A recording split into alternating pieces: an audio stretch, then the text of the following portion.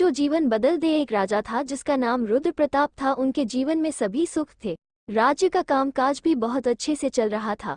राजा के अच्छे गुणों के कारण प्रजा भी बहुत खुश थी और जिस राज्य में प्रजा बहुत खुश रहती है उस क्षेत्र में आर्थिक व्यवस्था अच्छी रहती है। इतने सुखों के बाद भी राजा दुखी था क्योंकि उसकी कोई औलाद नहीं थी। ये गम राजा को अंदर ही अंदर सताता रहता था। राजा की यह अवस्था देखकर प्रजा को भी इस बात का बहुत दुख था। वर्षों के बाद राजा के घर में पुत्र के रूप में एक संतान ने जन्म लिया। पूरे राज्य में कई दिनों तक जश्न मना। इस खुशी के अवसर पर राजा ने अपने राज्य के लोगों के लिए अपने महल में कुछ दिनों तक दावत रखी। राजा की इस खुशी में प्रजा भी झूम रही थी। समय बीतता जा रहा था। राजा ने राजकुमार का नाम अभिनंदन सिंह रखा। कई वर्षों का इंतजार करने के बाद राजा को संतान की प्राप्ति हुई थी, इसलिए उसे बड़े लाड़ प्यार से रखा जाता था। परंतु अधिक लाड़ प्यार ने अभिनंदन सिंह को बहुत बिगाड़ दिया था। अभिनंदन बहुत ज्यादा जिद्दी हो गया था। उसके मन में अहंकार आ गया था। वो चाहता था कि राज्य के सभी लोग सदैव उसकी जय जयकार करें, उसकी प्रशंसा करें। उसकी बात ना सुनने पर वो राज्य के लोगों को बहुत परेशान कर देता था। बेचारे सैनिकों को भी वो नहीं छोड़ता था। वो खुद को भगवान समझने लगा। अभिनंदन के इस व्यवहार से सभी बहुत दुखी थे। प्रजा के लोग आए दिन दरबार में अभिनंदन की शिकायत लेकर आती थी, जिसके कारण राजा का सिर लज्जा से झुक जाता था। यह एक गंभीर विषय बन चुका था। एक दिन राजा ने सभी खास दरबारियों और मंत्रियों को अपनी सभा में बुलवाया और उनसे कहा वे राजकुमार के इस व्यवहार से अत्यंत दुखी हैं।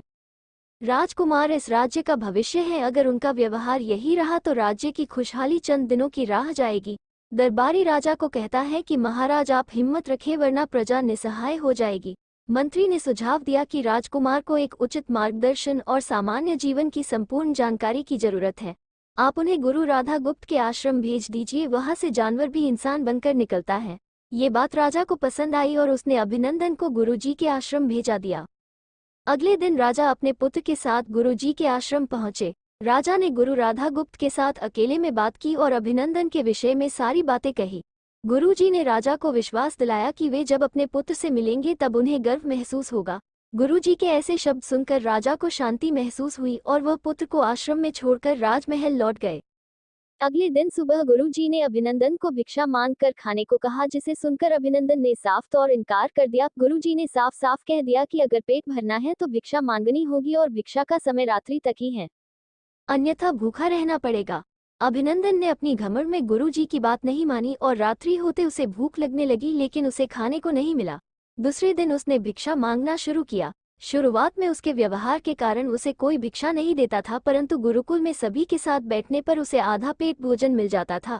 धीरे धीरे उसे मीठे बोल का महत्व समझ आने लगा और करीब 3 हफ्ते बाद अभिनंदन को भरपेट भोजन मिला, जिसके बाद उसके व्यवहार में बहुत से परिवर्तन आए।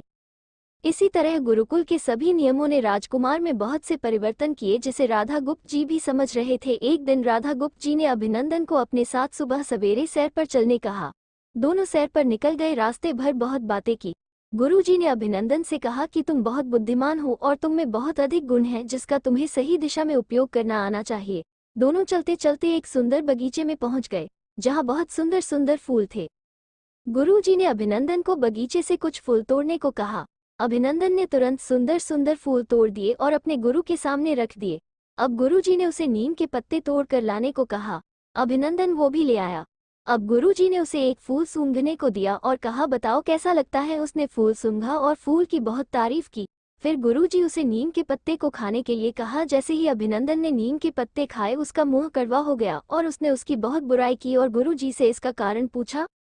अभिनंदन की यह दशा देख गुरुजी मुस्कुराने लगे और कहा कि जब तुमने फूल सूंघा तो तुम्हें उसकी खुशबू बहुत अच्छी लगी और तुमने उसकी तारीफ की, लेकिन जब तुमने नीम की पत्ती खाई तो तुम्हें वो कड़वी लगी और तुमने उसकी बुराई भी की। गुरुजी से अभिनंदन को समझाया, जिस प्रकार तुम्हें जो अच्छा लगता है तुम उसकी तारीफ करते हो, उसी प्रकार लोग भी जिसमें गुण होते हैं उसकी प्रशंसा करते हैं। अगर तुम उनके साथ दुर्व्यवहार करोगे और उनसे प्रशंसा की उम्मीद करोगे तो वे तुम्हें कभी भी राजा के रूप में देखना पसंद नहीं करेंगे। इस प्रकार जहाँ गुण होते हैं वहाँ प्रशंसा होती है। अभिनंदन को सभी बातें विस्तार से समझ आ जाती है और वह अपने महल और राज्य के लोगों के पास लौट जाता है। गुरु राधा गुप्त के कारण अभिनंदन में बहुत परिवर्तन आते हैं और वह बाद में एक सफल राजा बनता है। शिक्षा इक्वल्स गुरु की सीख ने अभिनंदन का जीवन ही बदल दिया। वो एक क्रूर राजकुमार से एक न्यायप्रिय दयालु राजा बन गया। इस कहानी से हमें यही शिक्षा मिलती है कि अगर हम में गुण होंगे तो लोग हमें हमेशा पसंद करेंगे, लेकिन अगर हम अवगुणी हैं तो हमें प्रशंसा कभी नहीं मिल सकती। अगर आपको हमारी कहानी पसंद आए तो प्लीज़ लाइक, शेयर, सब्सक्राइब और कमेंट करें। वीडियो देखने के लिए धन्यवाद।